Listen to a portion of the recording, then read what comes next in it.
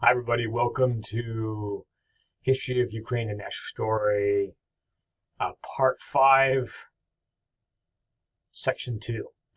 So, the last lecture is getting close to an hour, and I thought that's enough for me and enough for you guys too. And so, okay, I got to call it. That's enough.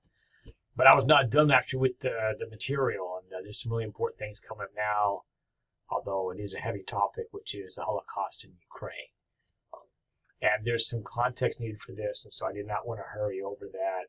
It's such an important story. Of course, it'll figure on tragically in the class later in the semester too, as we get into the broader Holocaust during the Nazi era, of course, in pre-World War II and in World War II, obviously, most importantly.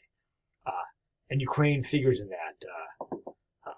Perhaps Ukraine, not the central story, but the Holocaust hit Ukraine in just raw numbers would be number 2 in total number of Jews who were killed. Poland would be number 1, Ukraine would be number 2. Now, if it comes to percentage, that might be different but as far as just total numbers, Ukraine tragically is number 2 in total number of Jews who were killed. So it plays a significant role in the Holocaust. Additionally, some of the most iconic, terrible photographs and photographic evidence, visual evidence of the Holocaust, ironically, quite a bit comes from Ukraine as well too. Now, not the death camps. Ukraine, again, I'm still researching this, so Ukraine does not have any of the well-known famous death camps. We're familiar with the Auschwitz and the Dachau and the Treblinka and Sobor, etc.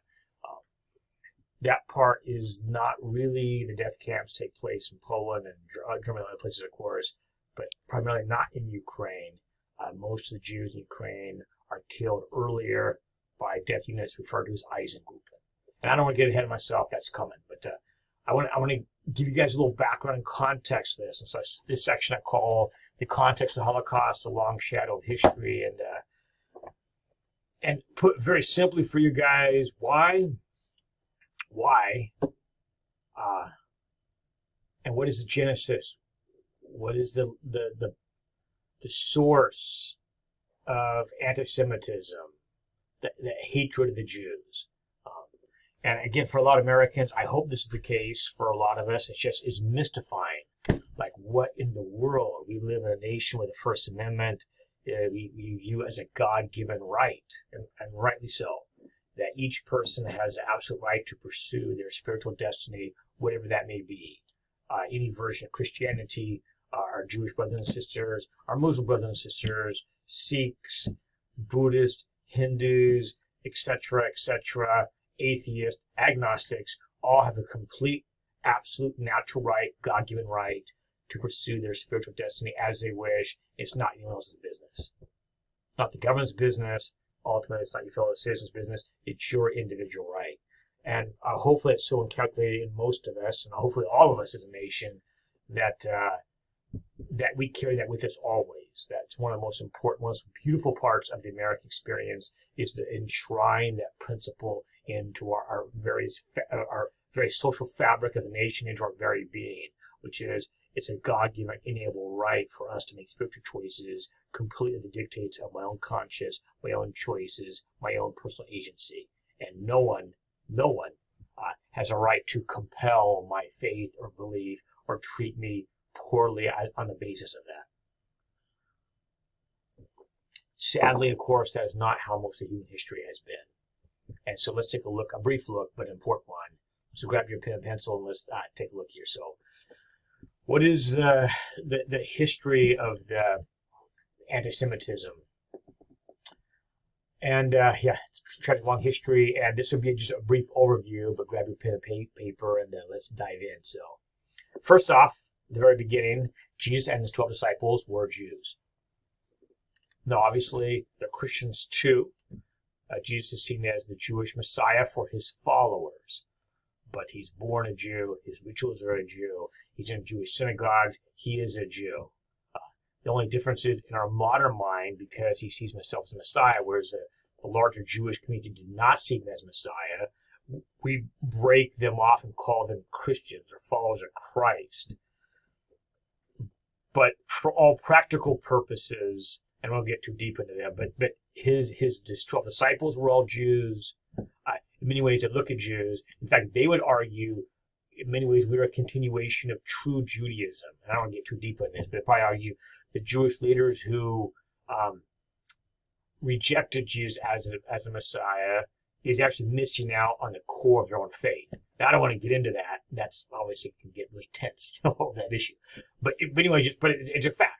Jesus and 12 disciples were Jews. Now, of course, he's a Messiah, and we also call them Christians too. Both of things simultaneously true. They are Jews, and they're also Christians. There was conflict in Jesus and some of the Jewish leadership. I already mentioned that because most of the Jewish leadership, according to our source from that time period, did not accept Jesus as the Jewish Messiah. They are looking for a Messiah, but they thought you're not it. Whereas obviously Jesus' followers, and obviously according to sources himself, sees himself as a fulfillment of God's rescue plan for humanity. He is the Messiah. And that split obviously is a very important one.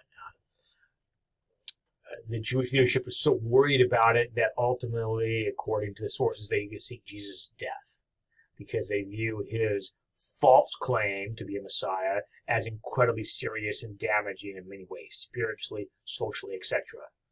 On the flip side, the Christian community always looks at this with tremendous sadness and consequence that his own people and humanity at large, but especially his own people, the Jewish community of all people, his brothers in a sense, are the ones who bring about and intentionally bring about his execution. It's at the hands of the Romans. The Romans are actually the ones who physically do the crucifixion, but it's at the behest of the Jewish leadership who see him as an existential threat and he has to be dealt with, and he's executed. Now, this is really important, so let me highlight this for you guys. I already highlighted for you guys, but let me work on this a little bit because it's so important. Neither Jesus nor his immediate followers, the 12 disciples in the early Christian church, as we see in the Christian scriptures, and as Christians would say, as Protestants would say, by the way, the New Testament, and Catholics say the same thing too, and Greek Orthodox and all Christians in the same New Testament, that neither Jesus nor his disciples endorsed coercion of belief. They're not forcing anybody to believe. Jesus did not force anybody. So he did not travel throughout Judea in his ministry and grab people by the neck and compel them to love and follow him. That's not his plan. It's always completely 100% voluntary. He would try to persuade and convince, but it's completely the individual's absolute spiritual right to make their own decision. Do they follow Jesus or do they not? So there's no compulsion. There's no coercion recorded with Jesus or his 12 disciples requiring anybody, like, if you don't follow us, you get the sword. Or if you don't follow us, we're going to have some governmental action against you because you haven't converted, you haven't followed us. Instead, it's always, here is the gospel of love, God's love for humanity. This is your best and most important and only conduit to true self-satisfaction, connection, love, connection is in the gospel, embracing the gospel. Now, if you choose not to go that way, I'm warning you, I think you'll end in tears and sadness and loss. But that's your right to choose that. I make that clear because what happens tragically not too far in the future is a complete departure from the practices of Christ and his disciples, which is to follow him is voluntary. There's not the use of state power or violence or any of those things, any kind of compulsion to compel belief or to target another minority, another faith system. That's not taking place. It's all through persuasion, acts of love, conversation, etc. Now, okay, so with that background, the crucifixion of Jesus, the promised Messiah, in the Christian view, obviously, is catastrophic and sad, although important for the plan of salvation as they see it. Now, obviously, in the Jewish perception, Jesus is a false Messiah, but both of those are not compatible with each other, and of course, there's tension over that issue. Quite a great deal of tension.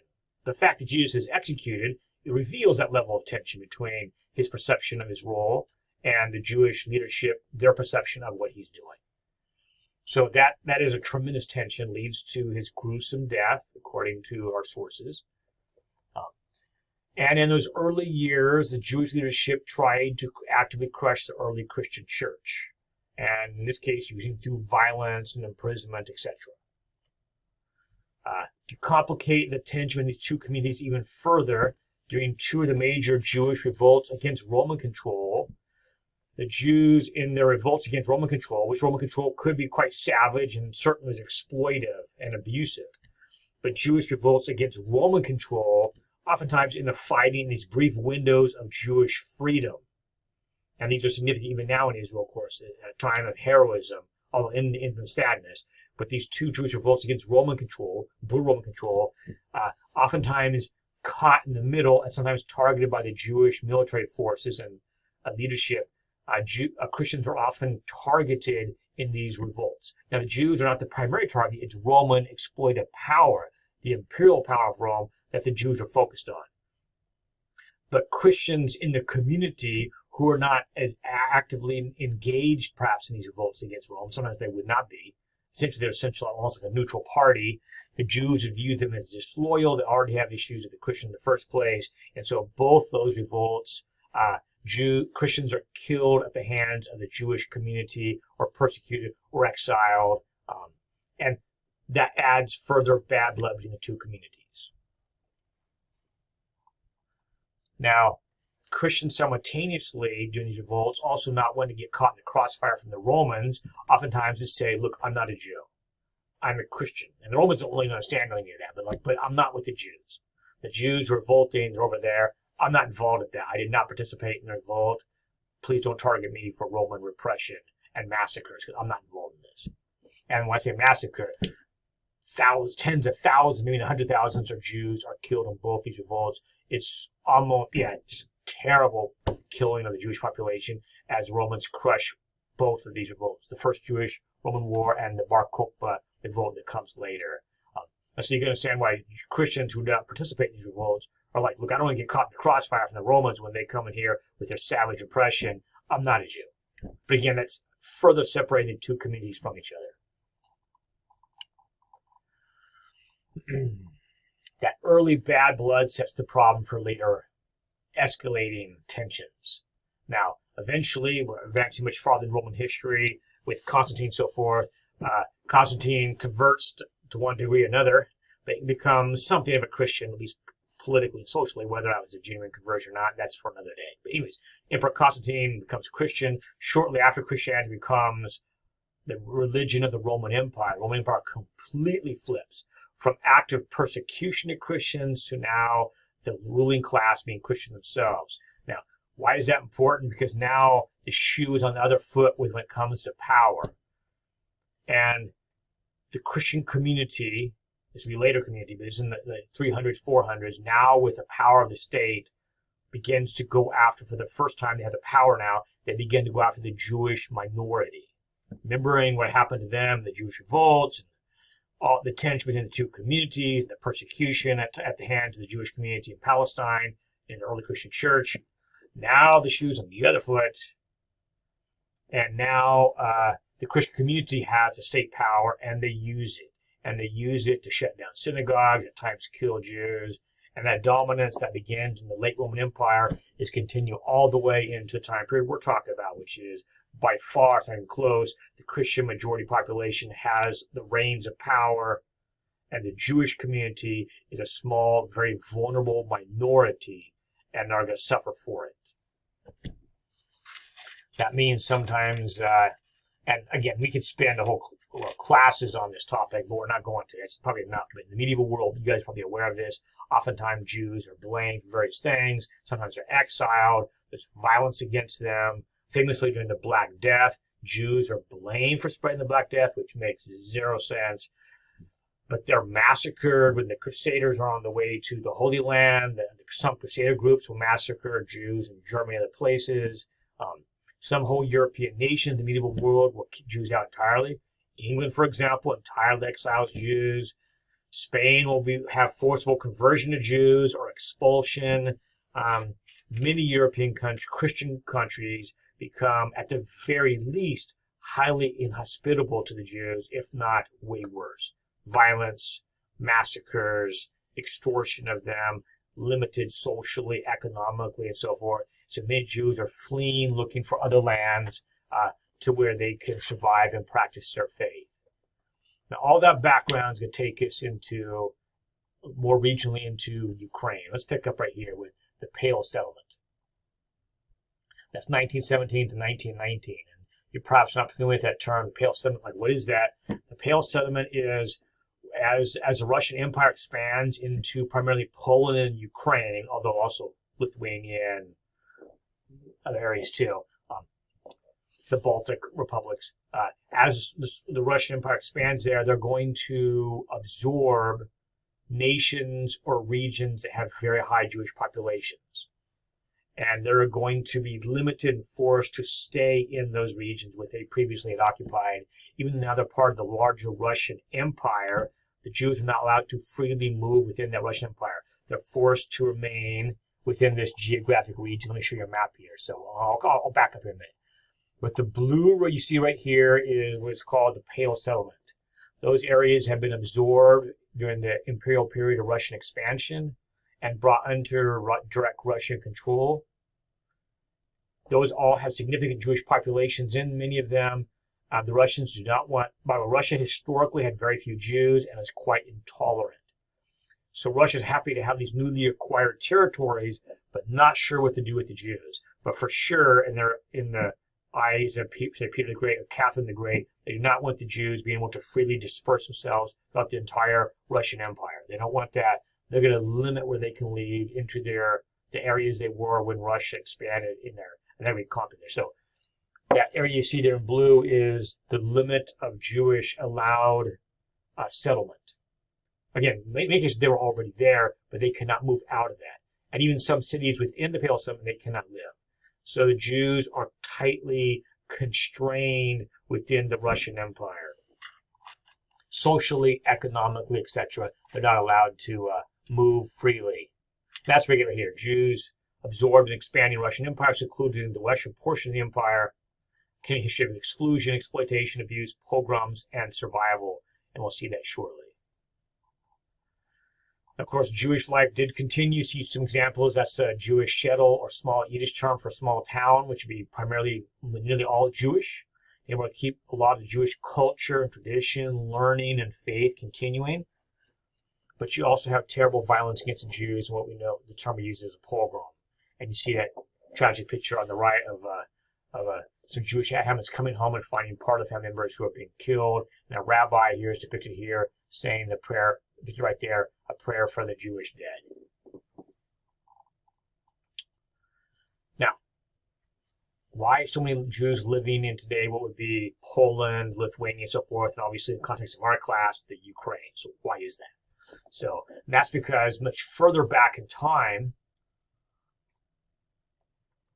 you had a series of Polish kings who, for their own reasons, were very open and tolerant to large-scale Jewish settlement in today we know as Poland, and not just Poland, also parts of Ukraine. Remember, the Polish-Lithuanian Empire occupied much of what today is Ukraine. So again, that's going a little bit farther back in our lectures. But so I say Poland, you can't limit it to just Poland today. Remember, the Polish-Lithuania, their empire was quite large for a time there and occupied quite a bit of Ukraine. So because these Polish kings are very open to Jewish immigration, and because the intolerance shown to Jews in much of Europe in the medieval world, not surprisingly, Jews by the tens of thousands, the hundred thousands, are going to immigrate as refugees to the Polish-Lithuanian Empire today into Poland and the Ukraine. This piece of artwork, this painting by Jan Matchenko, don't quote me on the pronunciation of the last name. I'm sure I did not do him any favors there. But this painting, Reception of the Jews, is showing the Polish nobility, Polish-Lithuanian nobility right here, welcoming Jewish refugees. You see them typically here on the left side of the painting. You see them holding a Torah scroll right there, and their tremendous happiness to find refuge from a Europe that does not want them, someone who's actively seeking to forcibly convert them, or kill them, or extort them, or expel them. And now, out of all Europe, they've found a place of refuge, which is in the Polish-Lithuanian Empire. And they're going to do quite well there, be quite successful there.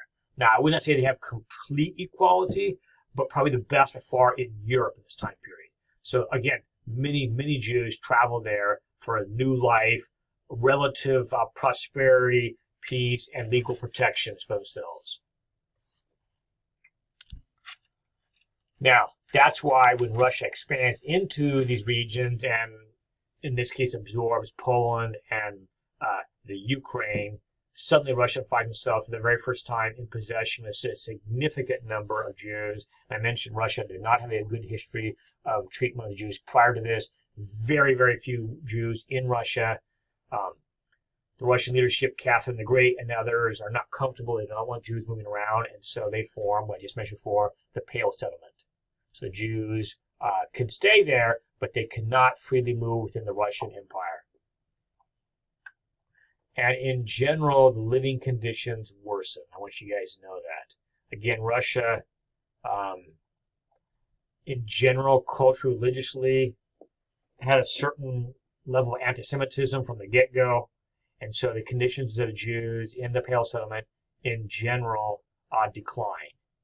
Their freedom of movement is limited. The professions they can practice are limited. The places they can live is limited. Their economic situation, the rights that they enjoyed under the Polish-Lithuanian Empire or Kingdom also are curtailed and lessened. In addition to the worsening conditions, much worse, and it's not unique to Russia, by the way, but starting in the 19th century, a series of pogroms take place. And there's quite a few of these. A pogrom, by the way, is a large, targeted, sometimes government-sanctioned, anti-Jewish riot or massacre. Now, these are not unique to Russia. It's taken place in the medieval world, of course, and in parts of Europe. But in the context of Russia, we use the word pogrom. And again, these are targeted anti-Jewish riots and massacres. Now, what are the purposes? Why do these massacres take place? So Serhiy Plotky states that there's many reasons behind these. Obviously, some of those are tapping into historic, age-old anti-Semitism, which we talked about previously in this lecture. But additional, what are reasons why the typical, say, Russian, or it could be a Ukrainian or Polish person living in the Pale Settlement, why do they decide to target the Jews? Besides, again, some general historic anti-Semitism they might already have. And Serhiy Plotky lays out a series of reasons why that is. Desire to loot. The Jews, some of the Jews may have things, and if they're not a protected minority, the poor people in the community can get those things from them. Economic rivalry.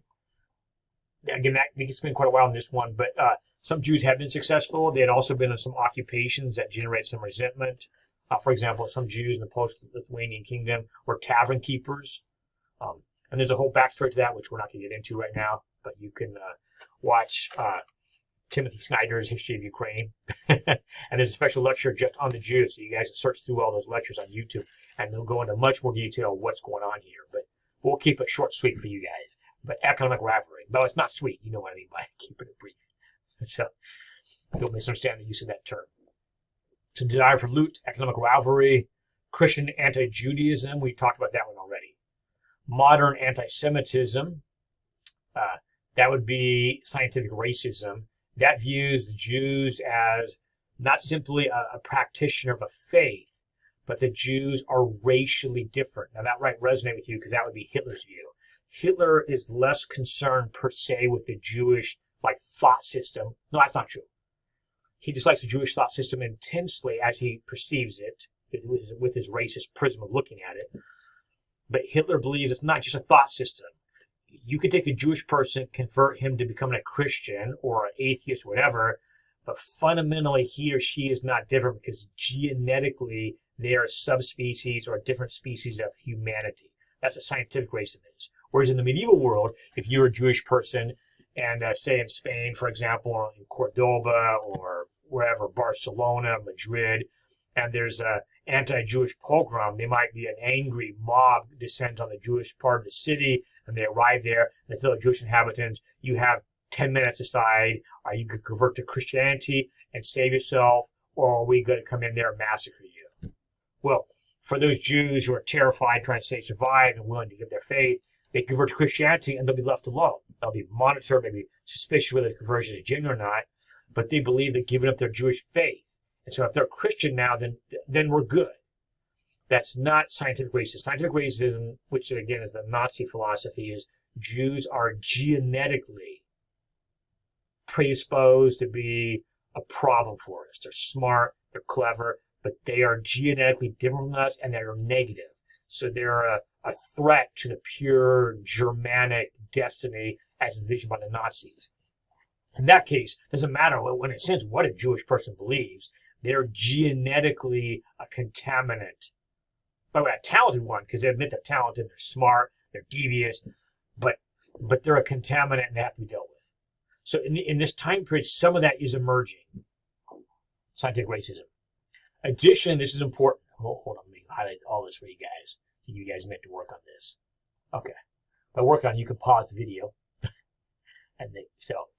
Additionally, so that's the layers of the cake. The ancient, desire to loot, economic rivalry, traditional Christian anti-Semitism, modern scientific racism. And these are also the last but important layer of the cake right here. The politics of this revolutionary era often ironically target the Jews too. Like, why is that? By the way, they get targeted both from the left-wing communist socialists, they get targeted by the right-wing fascists. Like, why? Why do people see Jews as fulfilling this need for a hated other, a villain? But it happens. So on the one hand, Jews are viewed by people on the left, I should say some, let me be careful here. Some on the communist and socialist left view Jews as part of a capitalistic class that have been exploited. That is exploiting the weaker, and that the Jews, perhaps, for example, Jewish bankers and so forth, are part of this bourgeoisie who's exploiting the proletariat, the workers of the world, and Jews have their hands all over this being part of this economic exploitation of us. And so they're a threat. And so at times, communists and socialists will target the Jews for seeing them as likely, for some reason, to be part of this class of capitalistic exploiters. We got to deal with it. Now, on the other hand, fascists, think of Hitler and Himmler and so forth, view Jews as strong supporters of Bolshevism or communism. Now, you might be like, wait a minute, how can they both sing simultaneously? It makes no sense. Yeah, exactly. We're not saying this is rational. We're saying this is what people believe. So you also had quite a people on fascists who believe that communism is actually a child of natural consequences of Judaism, in a sense. That Jews are using Bolshevism and Marxism, communism, that they're using that to take over the world. And that's a Jewish essential plot. And there were some prominent Jewish Bolsheviks. For example, not Tolstoy. Don't get me wrong, Tolstoy was a Christian. I'm sorry, Trotsky, who's really number 2 in the Bolshevik Revolution. Lenin, of course, number 1, but Trotsky ideologically is probably number 2. Now, eventually Stalin comes along, as you guys know, but in the early days, Trotsky really is the second most important person beneath Lenin. Trotsky was a Jew. So, in the eyes of some fascists, they see communism, and there were a significant number of Jews who are communists, just as there's a significant number of Jews doing all kinds of things, right? So I guess you find what you're looking for. So if you're looking for confirmation bias, you're looking for evidence, and find were there some Jews who were communists? Yeah, there were some. Is it a communist plot? Is it a Jewish plot? Of course not. That's lunacy. But that is quite commonly held by some. Okay. There's a depiction there on the right of an anti-Jewish pogrom there taking place there in Kyiv in 1881. You can see it's a Jewish man who's been grabbed by this very angry crowd. He'll be lucky if he survives this. You can see the crowd is armed and angry. This map right here shows you the frequency or numbers of pogroms. And you can notice here in the Pale settlement, those little green circles are everywhere. Now, you do notice there are some in Russia. So there's no Jews outside Jewish settlement. There are some, as you can see. There are some Jews in other parts of Russia, although, again, quite limited. But definitely from this map, it shows you the population demographics, the Jewish concentration are in today would be Poland and Belarus and Ukraine. That scene there depicts drunken Bolshevik soldiers, and in the post-Soviet war, many of them, by the way, during the war, I talked about this one briefly in class, but during the fighting between Poland and the Bolsheviks in 1919, 1920, and between Ukraine and Poland, a lot of Jews are killed by all sides in that. And I mentioned that before, but you're getting it from the far right organizations, the far right Ukrainian organizations. You're getting that from some Bolshevik units. You're getting that from White Russians, the Russian Civil War. All sides at times target Jews, even though Jews are not their primary target in the fighting, but all sides at times do massacre and kill Jews. And a good example of that, and I mentioned this gentleman earlier, this is Isaac Babel. Isaac Babel, his classic called Red Cavalry. He is born in the Ukraine, by the way, but probably viewed himself to some degree as Russian, as probably other Ukrainians did. He's Jewish, and he is conscripted into a Red Army unit. He's a very talented writer. They have him go along to observe things. And he sees many Jews being targeted, in this case by Bolshevik units or other White Russians or others during his time with this Red Bolshevik cavalry unit. And he witnesses the devastation of the countryside and above all of the people, some of which, of course, are Jews, are being targeted with this. And you can see that kind of ghoulish depiction of a Jew right here, and you see that Star of David overlaid with a communist star. You see that? So you have people on the other side too. This would be obviously a fascist cartoon saying the Jews are integral to communism and the threat of communism. You can't separate the two because communism or Bolshevism is essentially a Jewish diabolical plot. Okay, some more examples of pogroms. In this case, specifically in Ukraine from 1918, 1920. That's what Isaac Babel is writing. And all the fighting that taking place there and Jews frequently being targeted, frankly, by all sides at times. And that takes us to the Holocaust. So already there's a history of violence and massacres of the Jews, but of course the Holocaust is exponentially larger in sheer numbers and the sheer scope, which is seeking entire extermination. The pogroms are localized typically, and so some Jews have survived that. Some Jewish communities are not hit by a pogrom. So it depends what community you're in.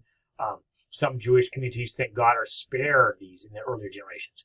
But of course, the Holocaust is a whole other game. So this picture right here is actors playing Nazi soldiers, and these are actually Jewish elderly survivors and descendants of Jews who have been in the Ukraine and other places. In this case, the famous Baba Yar massacre, which we'll get here shortly, and recalling those terrible events as they're reenacting the Jewish community being led out of Kyiv and taken to the massacre sites there in this ravine called Baba Yar, and recalling those terrible days. All right. So I mentioned briefly that a lot of the Holocaust that takes place in Ukraine is not like perhaps the more stereotypical famous Holocaust we think of the death camps, Auschwitz and Treblinka and Dachau, etc. Most of the Jews, the vast majority of Jews killed in Ukraine are killed what we refer to as Eisengruppen, or these special SS death units. And that takes us right here. So following the Nazi invasion of Poland, the Germans come under the control of a significant number of Jews. Germany itself, not surprisingly, Germany itself had a relatively small number of Jews. So Germany itself, during the Nazi era, although there are some Jews, as you guys know there, and their plight is not good.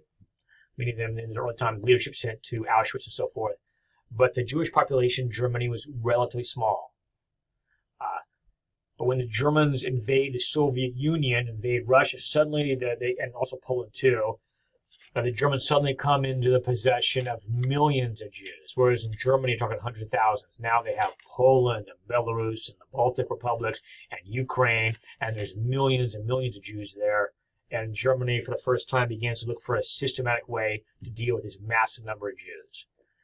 Once you guys know, Heinrich Himmler is going to be instrumental in the worst kind of way in this. Now, obviously, Hitler, above all, has responsibility for what happens here.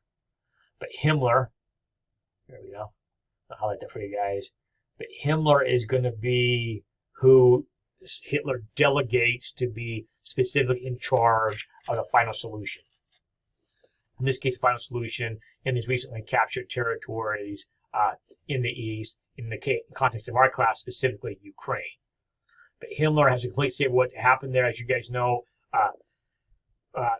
Hitler already is looking to settle people in these regions. German settlers go in these regions. This Ost is referred to it.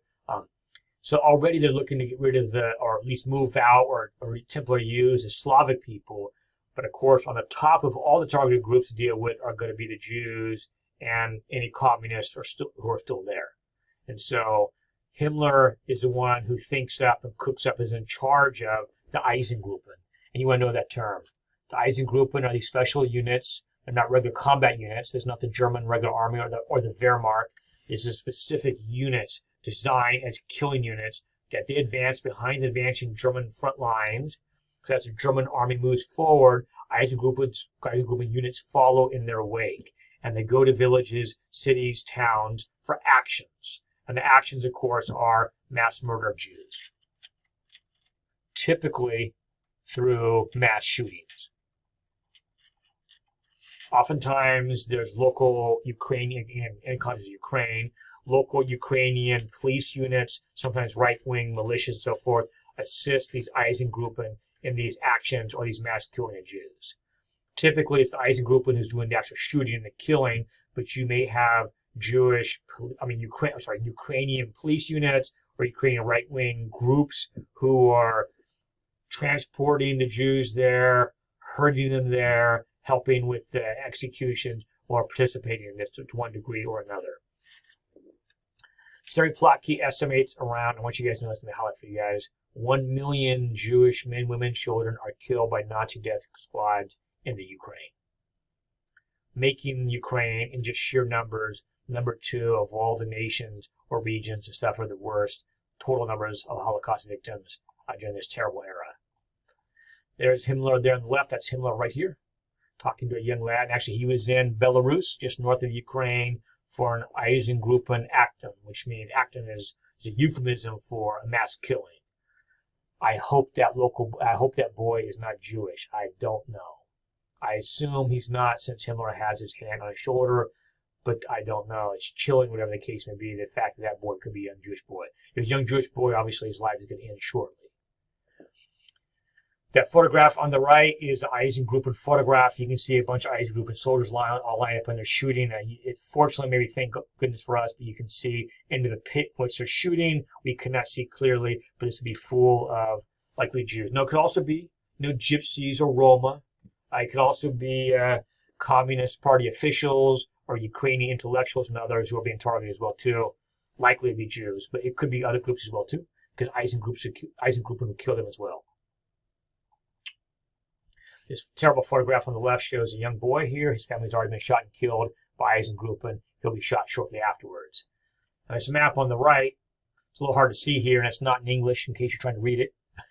But it shows the progression of Eisengruppen units. You see these bluish or purplish arrows heading into, in this case, out of Poland into the Baltic republics, into Belarus, and obviously all these here into what today is Ukraine.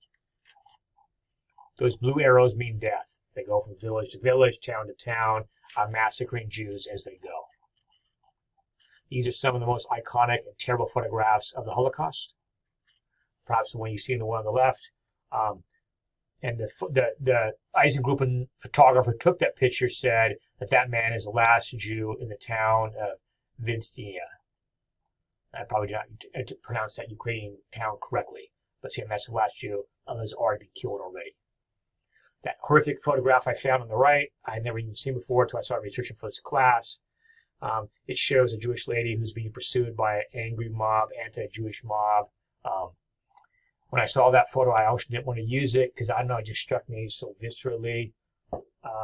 I debated whether to use it for this class, frankly. And you can fast forward right now if you don't want to look at it. I'd understand that completely. But I put that in there and we can move on. Because that is reality what we're talking about, right? Men, women, children, whose only crime, and I say crime in quotation marks, is what they think in their head, their identity is wrong with another group. Of course, it's insanity. It makes no sense. It's some of the worst aspects of human nature coming out as a target and minoritize a small group, otherize them to a place where they're no longer human beings, and you can do whatever you want to and kill them in mass numbers. And here I mentioned number of Jews who died in camps or the causes in these areas. You can see Poland around 3 million, and you see in Soviet Union around 1 million. Now, if you look carefully, Soviet Union is primarily what would be Ukraine. Some in Belarus, but primarily would be in Ukraine. And total numbers killed, you can see that is the second highest by far. The others are much lower. See, Germany, you have 160,000 to 165,000 Jews who are killed in Germany. See numbers in France, other European nations. But the big numbers, the most horrific numbers, of course, and all these numbers are sad, but are going to be in Poland and in the Ukraine. And now we're almost done here. A few more of these. I want you to know the name Babi Yar. Babi Yar is the most well-known. Whoops, that's a typo. Let me fix that. There we go. Babi Yar is the single most infamous mass shooting, as far as sheer numbers, of the Eisengruppen campaigns in the East. And that is because outside of Kyiv, over 33,000 Jewish men, women, children are shot to death over a several-day period in a ravine outside of Kyiv called Babi Yar. The sheer numbers of that are mind-blowing. Again, most of these are just simply gunned down in several days of terrible, systematic violence. The photograph on the right shows Soviet prisoners of war who are covering up the massacre victims. We do not have, at least I could not find any photographs of the massacre of Babi Yar. Maybe it's better we don't have those, honestly. But we don't have Eisengruppen photographs of that massacre. At least they have not come to light, or I couldn't find any. But this photograph is after that, and these Soviet prisoners of war who are covering up these mass graves. Let me highlight this for you guys because you guys will know this for the exam. So this would be outside Kyiv. Again, the single, that'd be September 29 to 30, 1941. The single bloodiest and just sheer numbers of shootings or Eisengruppen actions of the entire World War II Holocaust period takes place outside of Kyiv as the Jewish population of Kyiv is massacred. That stamp on the left is a Ukrainian postage stamp recalling this horrific event. You can see the menorah there in the stamp, and that memorial there on the right is memorial to Babi Yar today. This horrific event took place. Now, by the way, others are massacred there too. It was not only Jews. Jews by most, but others too. Some Soviet prisoners are killed. Babi Yar. Some, again, Communist Party officials who are captured by the Germans are also killed there as well too. But those would be additional numbers. Those are not part of 33,000. That's the Jews. Those would be additional numbers who are also massacred there at Babi Yar. And finally, I'm going to show we're about at the end here. And again, I'm not sure how to pronounce this. I want to have a Ukrainian to help me with this, but the Mizak ghetto is, as far as total numbers, is much smaller than Babi Yar, but we do have photographs of this. And you perhaps have seen some of these photographs. I included a couple of these. Again, it's up to you if you want to look at these. Perhaps some of you have seen these already. If you have had enough of these photographs, you can fast forward. Actually take notes on this. You don't have to spend time on them. But it's a relatively small Jewish community. When the German authorities arrived there, they forced the Jews into a ghetto until Eisengruppen is prepared to deal with them.